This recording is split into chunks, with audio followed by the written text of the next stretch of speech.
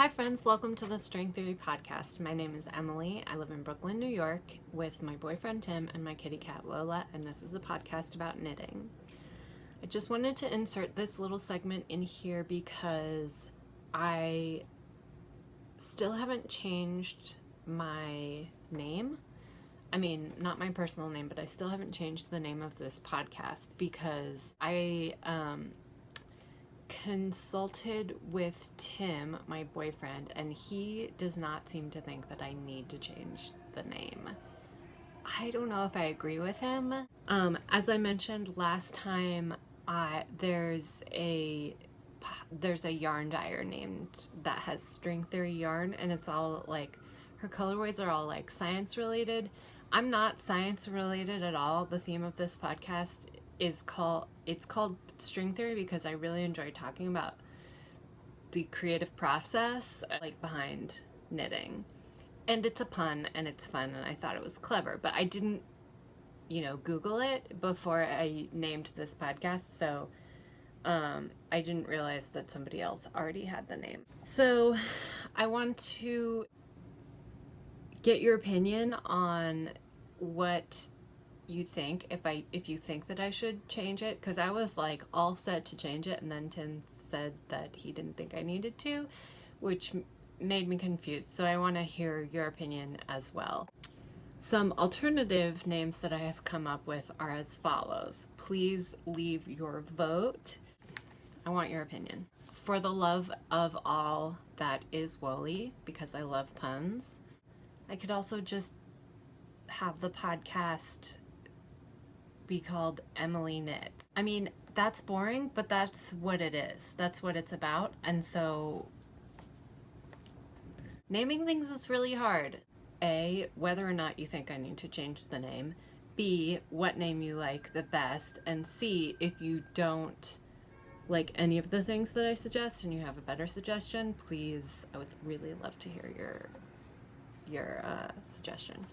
I'm still string theory for now until I get a little bit more feedback, because I can't just make the decision based on my opinion and Tim's opinion being different from each other. I think I need a little bit more input. But what you're going to see right now is something that I recorded last week. That's just how it's shaken out, because I had that vlog where I had all of that video, and then I was like taking forever to edit it, so so I'm a little bit like behind on my editing. I don't know. I'm hoping to get it back on schedule. I'm gonna play that now. I hope you enjoy it, and I will see you again next week. And next week I'll be wearing this. Okay, you get it. Okay.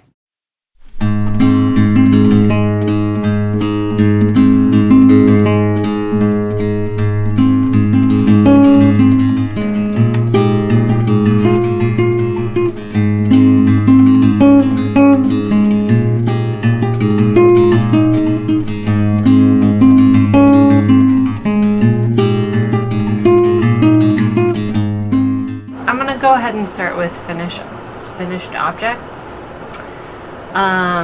Last time you saw my Sosu mystery knit along, and it's finished. I mean, I still haven't blocked it because I still don't have blocking mats, but I just wanted to tell you more about the yarn, because I didn't say anything about the yarn last time, and I apologize. So this is it. This dark color is Malabrigo. I don't know the colorway name because it's from my stash from a long time ago, but it's from Argyle Yarn Shop in Brooklyn. This beige is a Koigu, KPPPM. These are all fingering weight yarns. This is also Koigu. These are from Stash. This purple is Koigu. This pink is Koigu.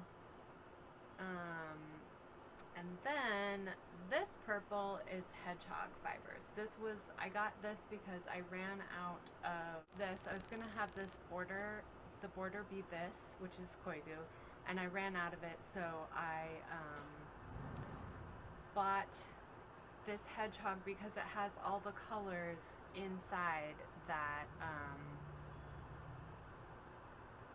it matches this, and it has hot pink in it and everything. So I didn't want to introduce another color, and it looks very similar to this, and I didn't have enough of this either to do all of this short row border stuff. So I just got the closest thing. I'm gonna have a huge blocking party because I don't, once I get blocking mats, I have like a pile of woolens that need to be blocked. So the second finished object I have is my Makariri shell, which I have to say I'm not that crazy about. I'm going to show you anyway. I'm happy I finished it. It's just, in the past I would have just not finished it because I'm not crazy about it, but it feels good to have it done. I mean, whatever. I'll probably wear it anyway because it's not as big as all of my other shawls. It'll be a nice like scarf-like thing. I modified the pattern a lot, like I mentioned last time. So basically from here until here, it was supposed to be completely different, but I wanted it to be more, I don't know, I didn't really like the shape. So anyway, this yarn, this stripy stuff, wonderful stuff, is Noro Silk Garden Sock, colorway number 411, purples, green, and gray. And it was beautiful and lovely to work with. The gray, to be honest though, I don't think I'm gonna get koigu again in those stripy things because you really have to have something that a pattern, I think, that's very plain, and I don't know, it will be hard for me to show it off. I think it's beautiful yarn. I think all the colors are beautiful together. I think that the fact that there's silk in it is wonderful, but it's hard to use and show off well. But Noro has a new yarn. I'm not sure how new it is, but they have new yarn that's a lot less like color variegation. So that stuff is so pretty, and I think it would be a really nice sweater, to be honest, like a really plain sweater. It still has like flecks of color, and it's not dyed flecks, they're like spun flecks. So, and the gray that I used is Pearl Soho's Line Weight in their Heather Gray color. I really like this yarn. It's really soft and there's a nice halo on it. It was really great to do the lace with. And then this is more koigu that I had in my stash from 10 years ago. And then this is Knit Picks Hawthorne Speckle hand dye. I think it's in their blueberry colorway. I kind of like this shape at the top. It reminds me of a feather. The other thing I have is for a finished object,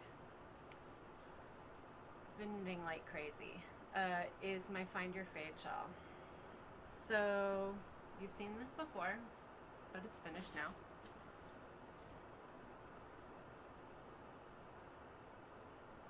Here it is, all of its fadey glory. This was a kit from Knit Picks, which was really great because it enabled me to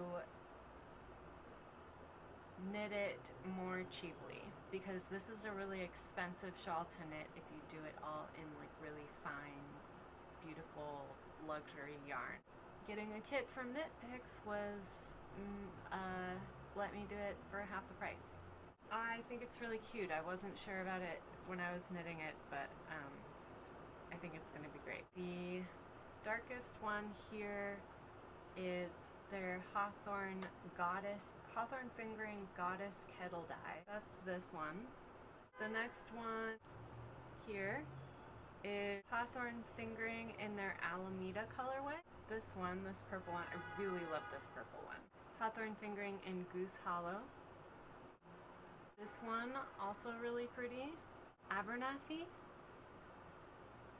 And then this one, I'm missing the colorway name, but it's also Hawthorne Fingering. This one, the gray, slate kettle dye. And this last one is blueberry speckle. It's their speckle Hawthorne, maybe not Hawthorne, but it's their speckle line in blueberry. Those are all names for places in Portland, Oregon, which is where I used to live, so that was kind of cool. Yeah, I'm very happy with that. I'll move on to whips. I have a million socks right now. After I had that experience that I talked about last time at the doctor where I realized that I just needed to have a plain sock on the go at all times, which if you're watching and you watch a lot of knitting podcasts, you're probably like, duh, like that's what everybody does. It's not a big revelation, but it was a big revelation for me. But I've had these socks on. I've just had plain socks on the needles at all times, and it's really great for stress relief too, just like, or for TV knitting.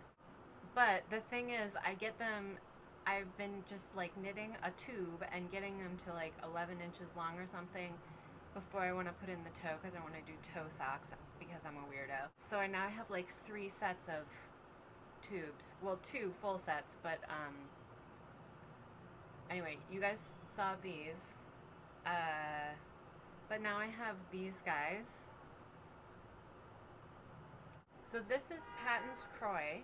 And then this is also Patton's Croy. I really love working with Patton's Croy. It's like really beefy and strong feeling, but also soft. And this is, okay, so it's Cascade Heritage Sock, which is made in China.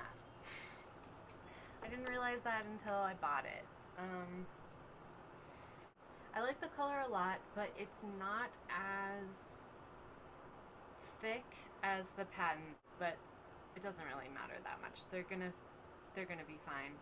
And I started to do toes, so I've got 2 little toes, and I was using the Patton's Croy free pattern for toe socks, and just sort of modifying it because they have a knee length toe sock that has shaping for the calf, but I just use I use 64 stitches on a size 1 2.25 millimeter needle. That's like my sock recipe.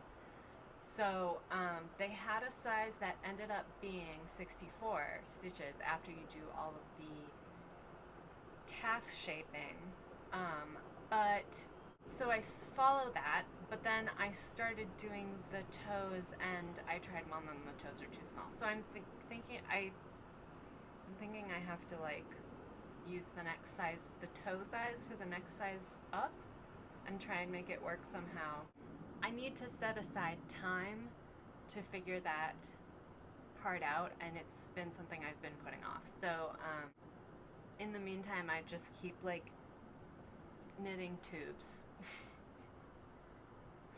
So I've got these, and then I've got a new one, also Patton's Croy. I'm drowning in unfinished socks, but it's great because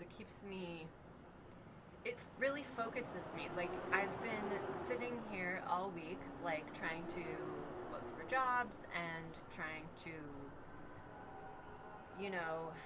I have all of this stuff I want to do, and sometimes if I have too many things on my to-do list, it's really hard for me to pick one. So like, I knit for 10 minutes and I really focus on it. Just really crystallizes what to focus on next. But unfortunately, it takes up a lot of time. I mean, aside from vacations, I haven't not worked for the last 5 years, and that's such a full time. And that's such a structure. It's such a, I don't know, that I sort of went on autopilot for the rest of the time, and then I haven't had to try and make myself concentrate on a work thing, like that's my own work thing, since before that. I still have my Bronwyn sweater, which was a cable-y sweater. That's lovely, and I'm knitting it out of Cascade 220, but I haven't picked it up yet. But that's my other whip. I have finished a lot of things, which feel that I've been working on for months. So that feels really great because I sort of have a clean slate with only that one big whip. And so that was great to have all those projects going on. It was really great to just like sort of let myself cast everything on. But then I didn't have to finish them all, but I felt like really compelled to finish them all, which took months. It took a while. So I kind of only want to have like one complicated project and one simple project. I don't know. We'll see, like on the needles in the future. We'll see. Because now I'm feeling like I really want to cast on all the things, except so this transitions well into like future knitting plans. You heard it first here, ladies and gentlemen. I'm gonna do a Madewell. This is what I'm using. Round Mountain Fibers, 100% superwash merino, fingering weight. And the colorway is Indigo Bunting. That's this variegated color. Tim got me this one for Christmas. And I didn't know what to do with it because it's a little too itchy just for a scarf, and it's just one, and I didn't want a hat out of it.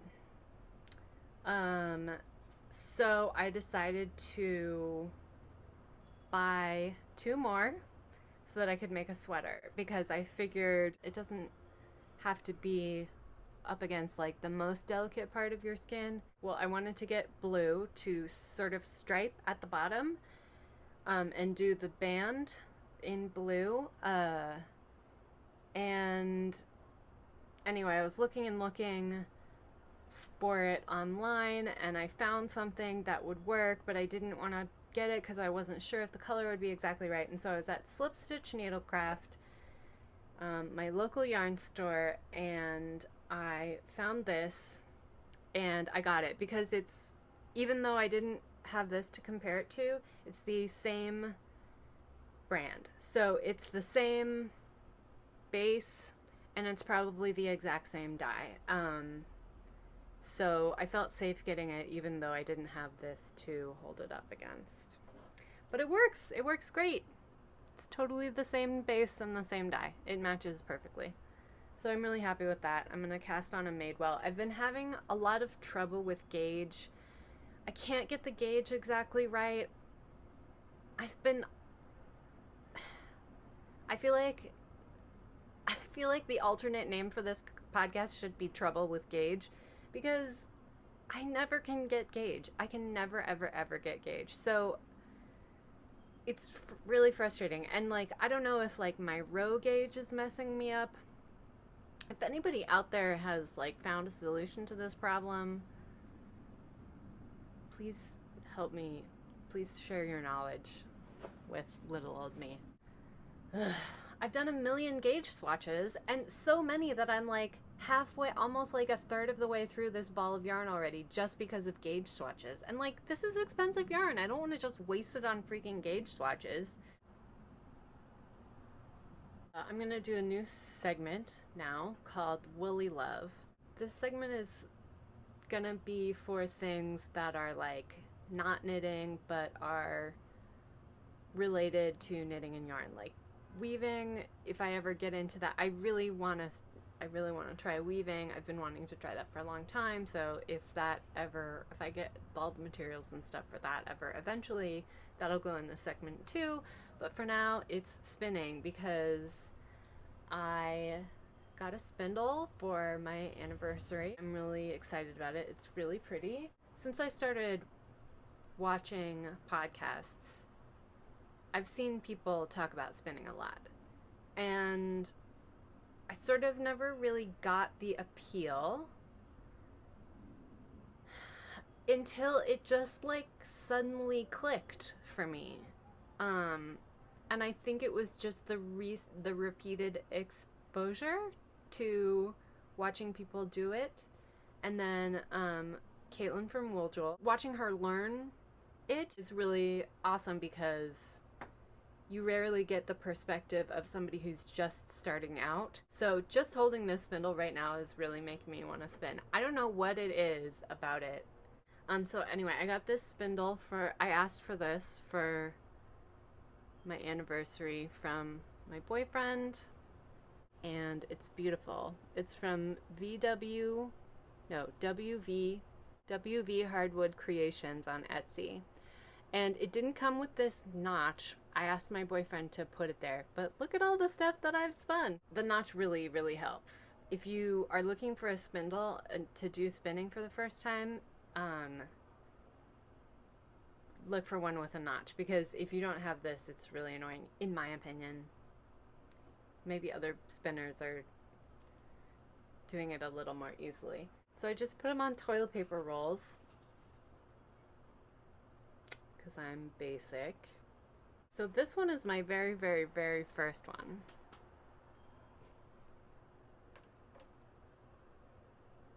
Aside from the one that's on my spindle, this is the most recent one. I hope it's not blowing out too much and that you can see it, but it's a lot smoother and finer and more even. So I'm really happy with it. I realized that like letting go with my right hand, so I'm spinning like this, right? So I've got the fiber in my right hand and I spin it with my left hand, and then I pinch it right here, and I had been like smoothing from here up, and that works. I mean, that's sort of what my instinct was, but then I realized that it was kind of important to just let go at this point and go up, you know, this amount, and like let it stretch out, and then sort of just let this part go. And that made it a lot smoother, and it made it so it wouldn't break as often, because I found that when I was smoothing this, it was really just pulling it so thin, and I would just end up with a big clump of fiber in my right hand.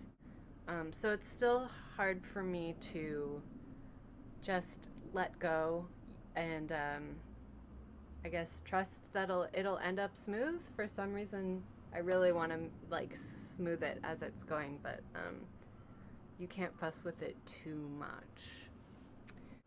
Okay, so now that I've talked about everything on my list, I'm gonna go into personal stuff. Thank you so much for watching. If you are new viewers, thank you so much for checking me out. If you're a returning viewer, thank you so much for coming back. So if you watched my last episode, you know that through to the end, you know that I stopped working at my job. And so my last day was last Friday, a week from yesterday, and I sort of just skedaddled out of there. I didn't really have a long goodbye. I had a doctor's appointment right after work, so I was like super stressed about getting out of there. I went for drinks on the night before with some friends and was just like, I don't know, I'm leaving. And it was weird because I'd been there for a long time, so it was really weird how quickly it happened.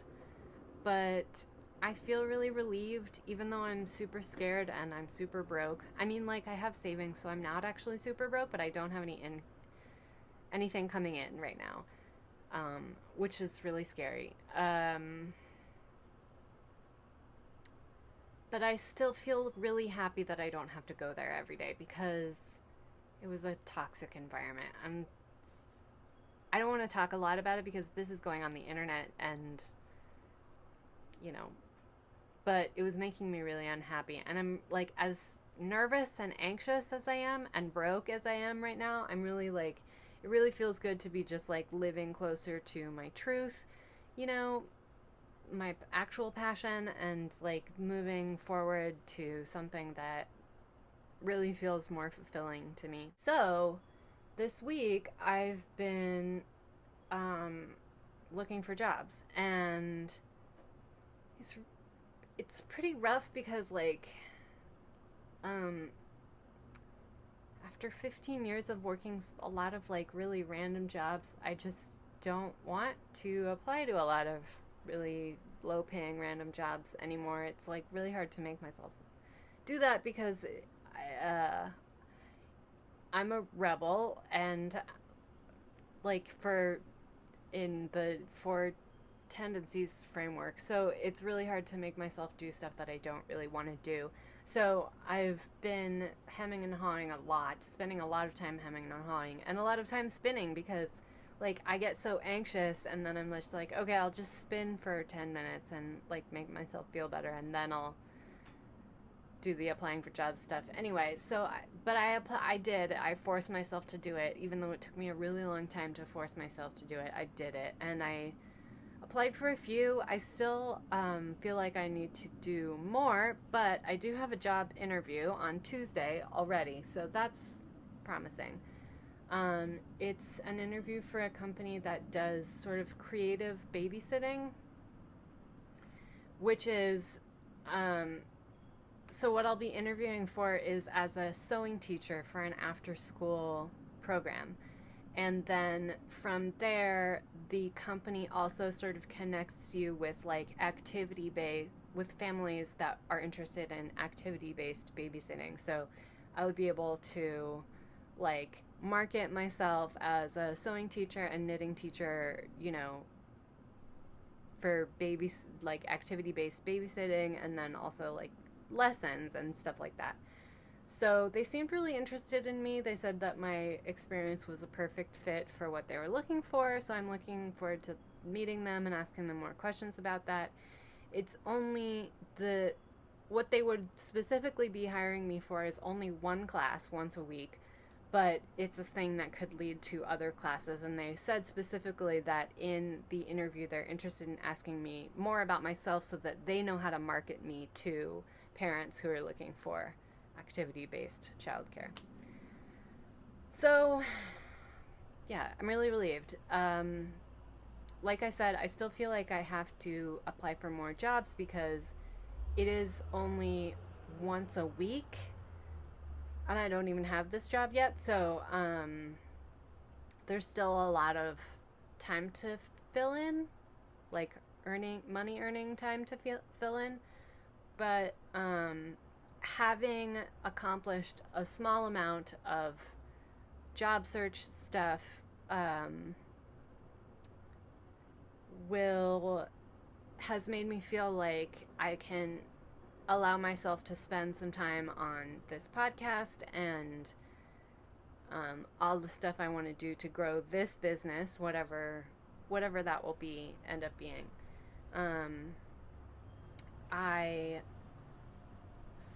Because that's what I really wanted to do that whole time. Like, I didn't want to.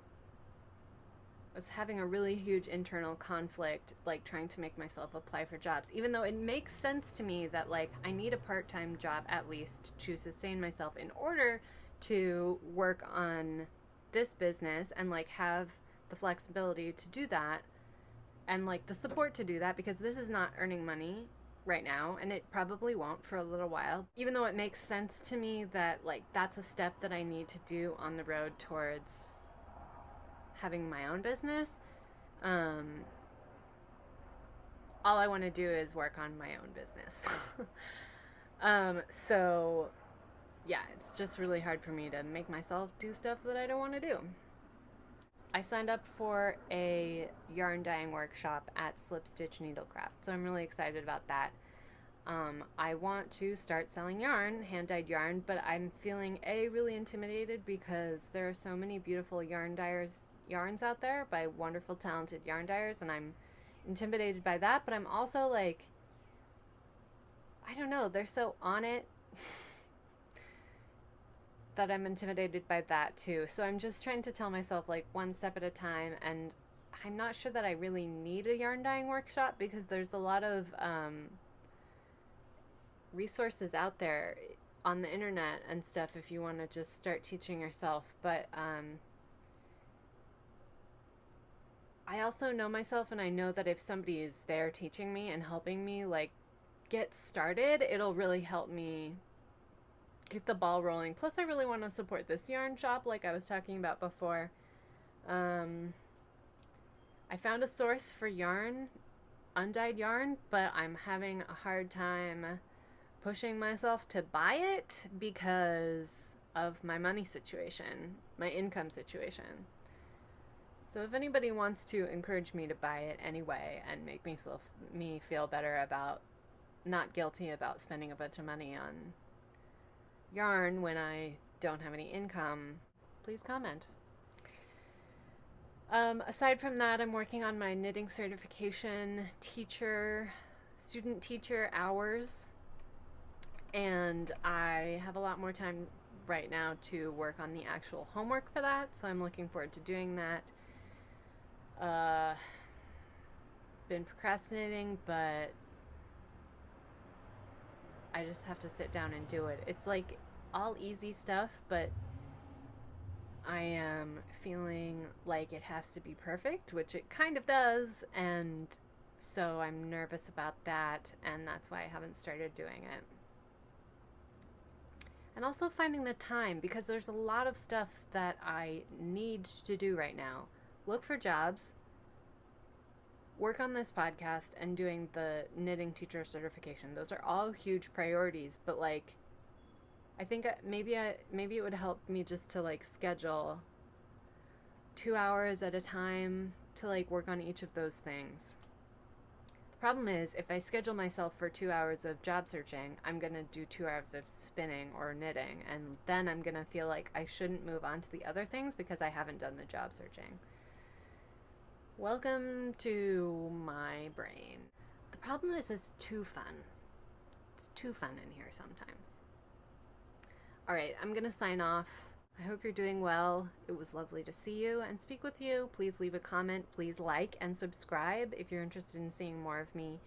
And I will talk to you very soon. Thank you.